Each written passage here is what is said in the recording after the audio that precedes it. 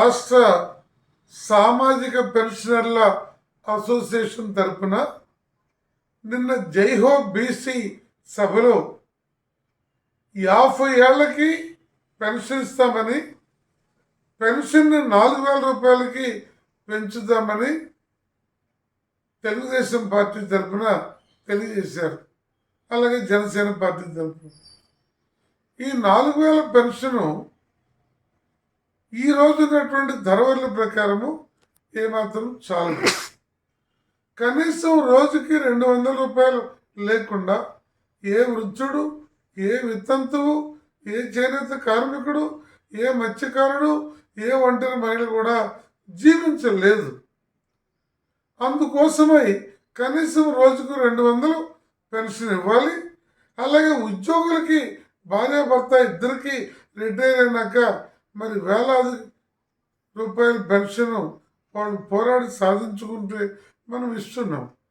మరి ఈ టాపీ వర్కరు, ఈ మట్టి పని చేసేవాడు, ఈ కుండ పని చేసేవాడు, లేకపోతే ఇతర బుట్టలు లేవాడు, ఈ వృత్తి సంఘాలతో పాటు రైతు కూలి, ఈ పేదలందరికీ మరో ఆదాయం ఏముంది?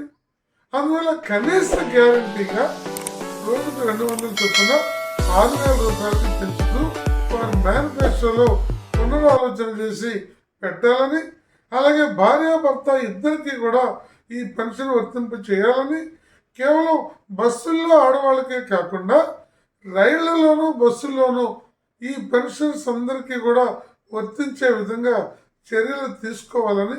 ఎందుకంటే ఇంతకన్నా పేదలు వేరే చోట ఎక్కడ ఉండరు.